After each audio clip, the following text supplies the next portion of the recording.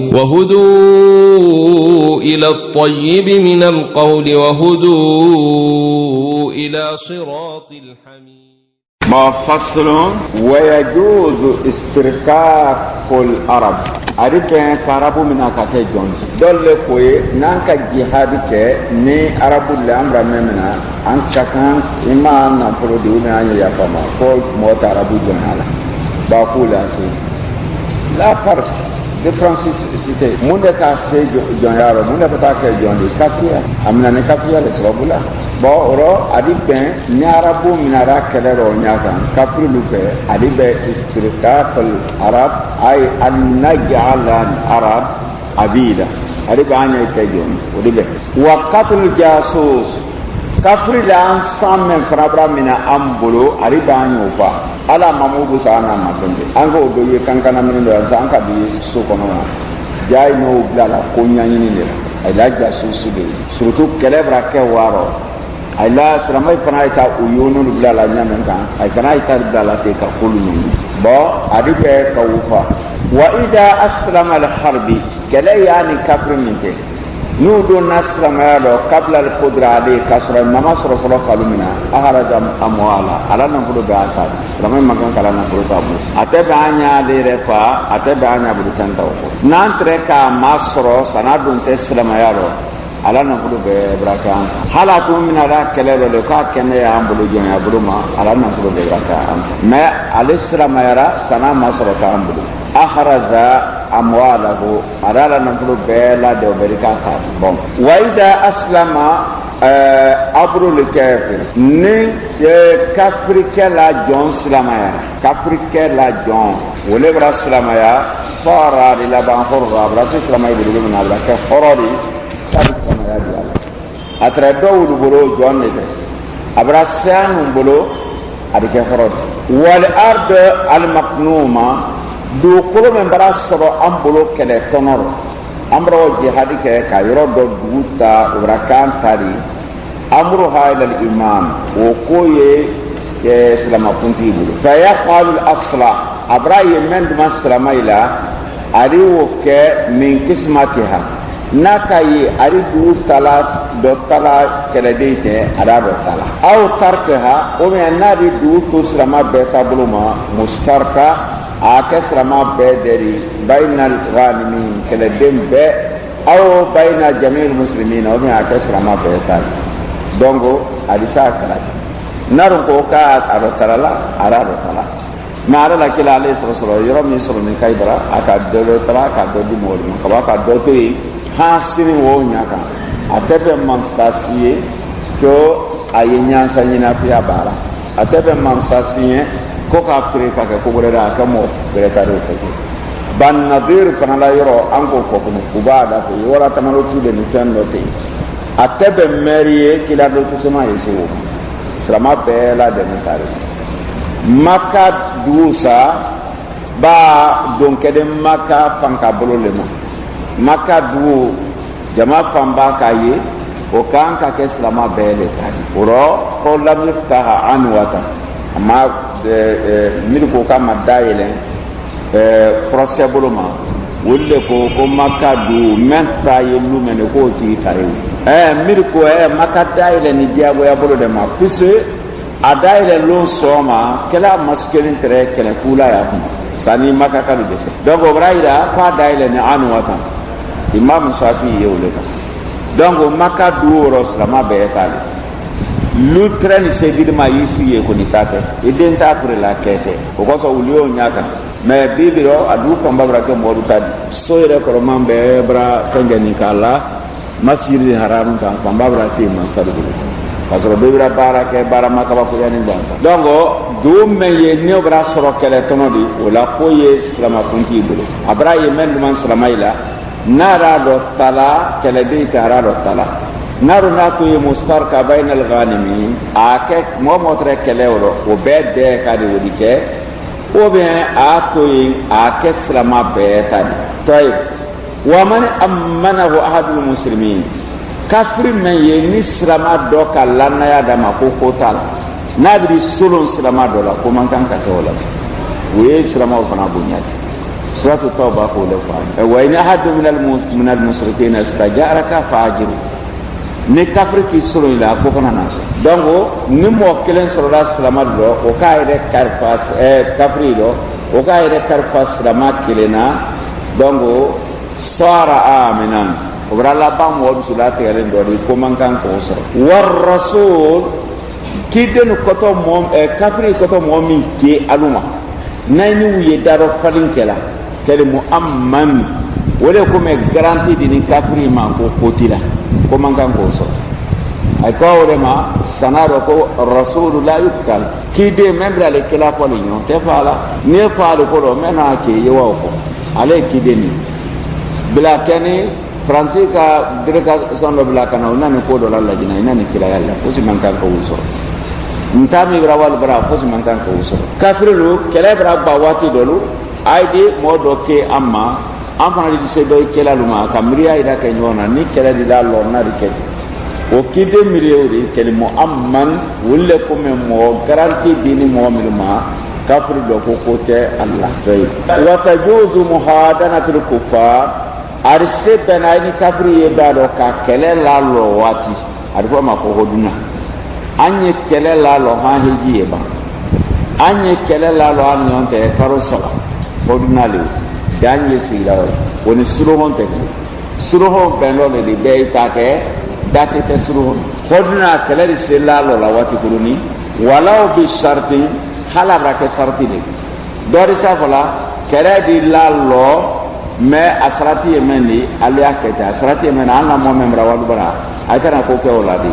o de segala hal ni srati bi tay wa ila ajali arsebe na fana ka hoduna ka nyonte ka kele lalo ka se watima wati wodike aksaruhu me wati dosrama asru sinin santan akana te mo ko an se kele lalo ran nyonte sansaba sandulu ni mais natana santan kan santan de dinala wuro sotu tauba sotu tauba dite wala tre kala ni wuluto illa alladhina haddum inda almasjid alharam na kana tini wala salamu alaykum dango wayajuzu ta'yid almuhadana bil jizya arsebe nakana anna ben tre ko akele lallo wati kuruni wati kuruno fana kono adise benanya fa ini songo saranyo wati kono kada boya to traide nay ko alalo ma na lalo me karo ay moklin klen ben ne sara irse kala bilijizia wa yamna wal musrikun falan kawo de kumandia wa ahadu dimma anni lahir dini kafir mil mawri minasukun ay kiri mafa ni jaziratul arabu si be kono golf kono al magan kasini ba kila le sani alayhi salam ko hamin to ala ka me hamiyala kafir kirin ne mankan kasi golfu kono nadu sirai ay islam ya buru mati to ko sa benna ka ay la bo umar lu bulu ka ke francis na ra benna re ta kere nen ni dum nadu sira argentine pousse ba don ke ko london ka ide madia damna argentine kana furo dawo ka fenge wul ko fayda du ba wala dini wala ni wul bulu ay no tre isirin tigi mi ma wala wi wu be ki london sa nyora na isini dini abraham lon no bulu ba fenge la jaay ta te du men ka hatri ma ya beri wala kale dubai ko be na mbara men senala la isin de ko isirin tigi be na ya donc ibrahim fa taxi srati ma ida ko pere no ibrahim dubai ko wuli nyai note nyinan kan ne tere dubai ko an ye wati me ra to bolo make bawo keni qur'an ko ni sinti be na rawranti ibrahim ayde ta tasiya taxi ti man ni ma julalu ka woda na dunia jula be ki sinda nan to ganyo sanna dubai anya kete anya loli amman kan ay kafri le man kan kasiye no grawo dubai ye mi jaziratul arab ibra wo si ni wula isini ni o man kan be kan ka kumande ya mina sukun ka boy ma fa ma mi jaziratul arab fasro wa yajibu qital al bughat tialla mil wulu to jama kama kelela ko me wulu bari na nyono a wajibu di ka wulu kele islamar bu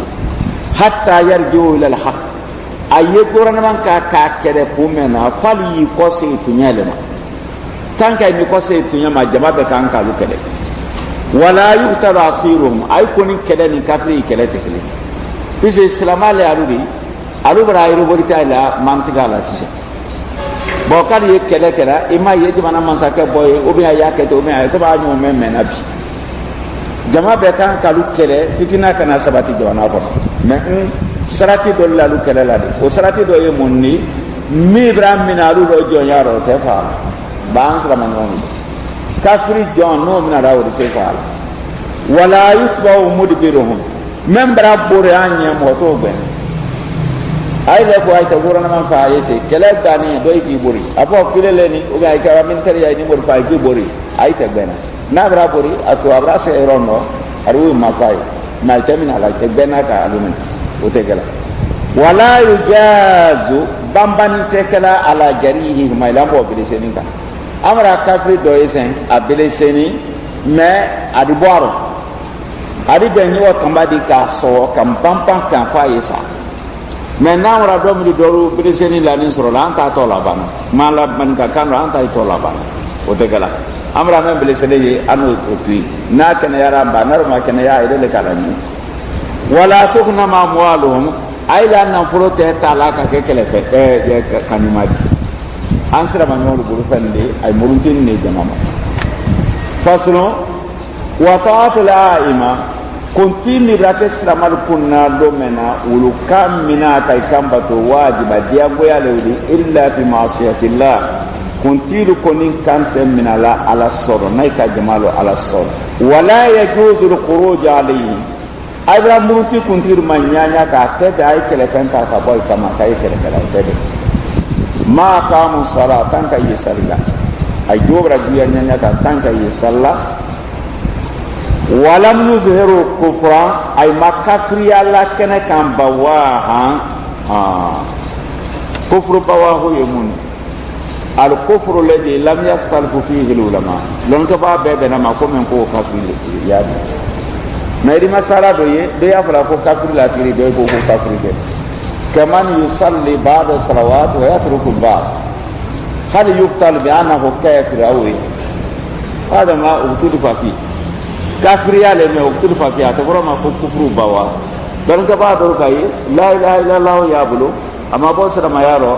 mais salawati do le so ato salla anya tubi ni na fa an kana fa ko kafir ke wiye na lay daludi dalu ka ye ko kafiri lari afone ko ni ka sali to ye ko kafiri do ye na lawo mba o barake kafiri yari woro muktalafu fi atokoro mako bawa mem barakentu ni abrake kafiri yari be berama kibra kafiriya ko me ala kisi to ramate ko ne ta l'islam yaro donc be braba ma kubri kafiriya kubri kosi tanki mansa ma bogero ko do no ta mansa siamani ade ko do manderela alala wa ida la ka foko ante kele ni fiu ayen la ko do di ko ni ayen la udi sutrale ko men ni men na ra ko di lo mena kufran bawa lam yutarafu fi baraka jamani wido kam dongo ne fone aluna ra kafriyari lanu bay ma fonyon ko kafriyame wayajibu sabr agu dia goyari population ma ayi sabari ala jawri ni mansaila duna ila telembali aka nay ka bako way bra ila tele jamana ri pakitina telembali ya alkan ki swaro ma wa badru nasiha ay kan kay lalla dina ila pombo dia bedi lahum mansaru ni kelena masoya masro ko do aka ne woronte mu'mini kuma kana sama me ala partiro yiro jaila la lila wa pekan ko wa alayhi ma mansar farama dab wa kan ka défense ta kan les muslimina ka salama et défense ta konkon na taruma ka an ka suman komandi bianda wala manina ka an ka salama ma de men bi an ko dino ya aluma nyamen ka heji ko ru kan ka no ya kafri gure le brinye sin salama ma ko ma anye bi tele men do o to jamana do ye nala kana ka ke kuma yire ma fosi mansar do kana ta ko gure la salama do ka ayo wajibire mansabi islamai défense wa kafu yadi dhalim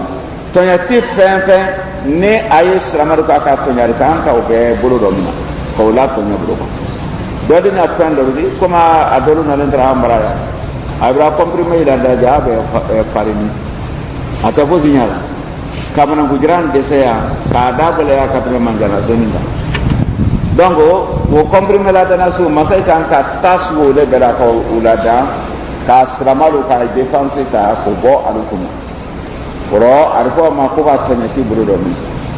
wa hifdhu thuqurihim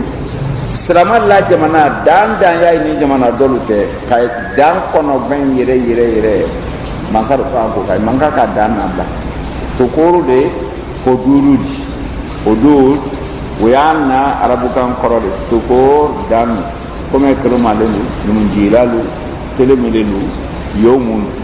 ولكان كافنجة وبيع بريفك كان كافة من تردي ورو أسمان تي أمرا يدوري أسرو جري قولوا من سلمان دانا من جانا من سلمان دانا إلو من ترد إلو بريفك كان باسرو تسيري كنا لا ميرون تونسا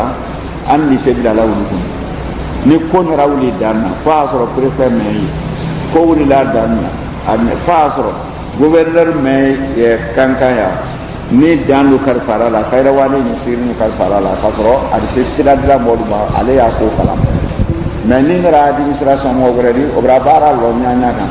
ko do brate adibre ya ko so gwedu kala wuli ka ibrahim sori jaloto ya abena ko zewe tesiri tumba bado le grewri konte la le mena ko kana blaya sudo gada wuri da ka jama mol maya a jama na be maya ise apo ko kelebra sai to kunu abra kaite kangan ka tra ka blo kan ta ka buru kai to ko ma awuri da nay buru ra ka boy aka bro ko ma nay sira ko ma ra woto ni kuno wara mol bara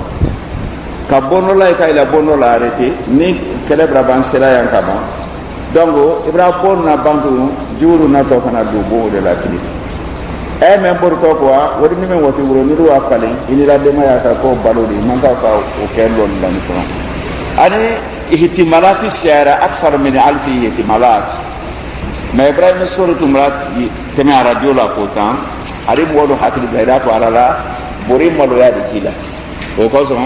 danu kan ka kono ben tesiri le ka kan ka ke ulu prefet kono la to mi den ton sa abe do se kala wudu ni population se non dépendant bon ade wajibiya salamal la dan foto le mako sukuru ko kono ben wa tadbiruhum kaslamal do ben bi shari shariala fil abdan ay kadu ko la ko fada bo ju do ni wul man kan kadu kay mi yanna trande bloqué ministre talim jotoro ay le bilalo ko hun asansi membra ken na la wul de wujula ko no fan wul de muso ni cey nyon da sumuna kayelu kan fen do ya kan alala mo yere ibrahima lo ya dikila ko brala bla deneli modi wona la baradu wule kan kan te da sans miliori ka wul boy dango amna te de foloro samor lu alfa yalu mo bawul le photo tre lala kan sewtre bro sadi ke dikra di deni hakli dikar hari na asro photo ko mayinsa me baadu sar ahwan min baad sirepoti mi blani fenkante asu mi blani fenkante arasamane mi blana kante abrake sababu riwati do idi to leçon na classe kono denelu ko majini ko fe adoka kalo benta domina classe la jama pa ay ko majini ni leçon kan kake ayra tana leçon kan killa nta wudiyo le nya ko barayo fendo fensena ko ka kaye womina kaye meuri sidiku le de musonna tabaka sidiku majandi ti le bu fangale na donc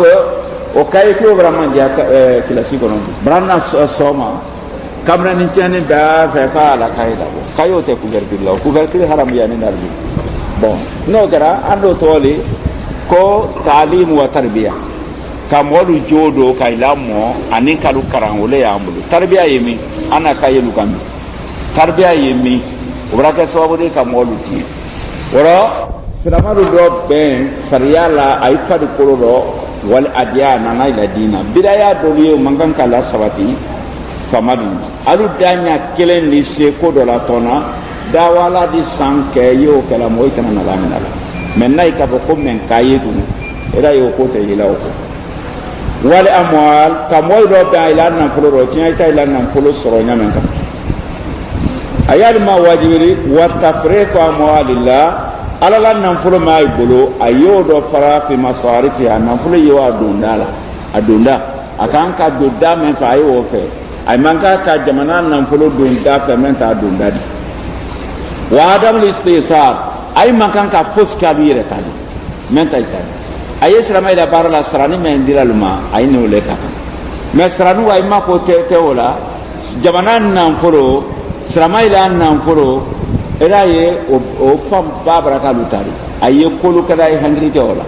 ko kelen da arfa ko men 1 million brea men bo ka abola de mi senefolo tabulo budigi tabulo asina la biro ni kilo lela ando na beni ka sara ye million fladi karol ayru waye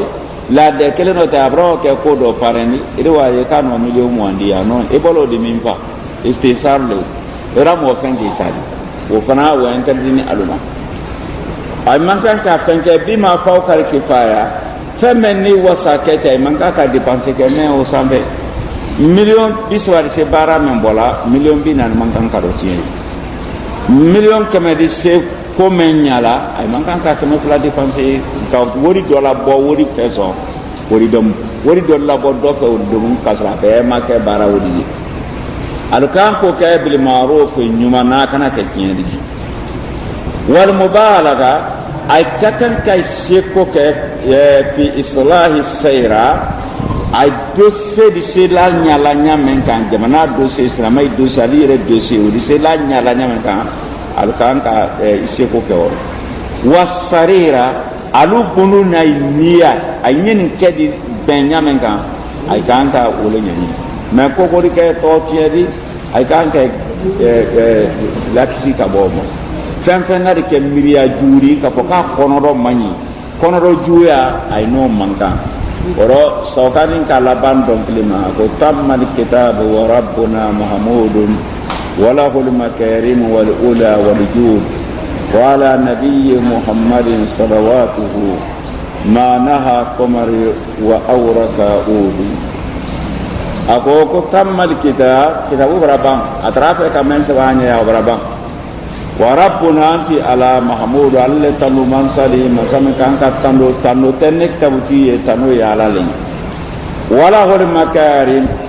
joni man ko bere be ala le tari wal ula qorata be ala le tari wal jud punisriya be ala le tari wala nabi muhammadin an nabi manna muhammad alayhi salam salawatu ala la kisina la nema do we muhammadu ma nahal kumar tanke turo birimba mengela turo na kasika ye bola ibrasu nya ko dal la da kam ule kasila wati be kure wala sokono birin ni don de teklin pale kabo wa kono modo kama ko bobiri metale la ko turo yiri turo o be ko turo tanke wo kaso kasila salatu ala la kilanya alayhi salatu wassalam umar de dongo nakira kumbar amra mo ya ko le ma ko fo wule mami kala yirla na shama baye kasila wati do ari nyoti lu troko se ayula nyofi kala ka do kumbando bawu dome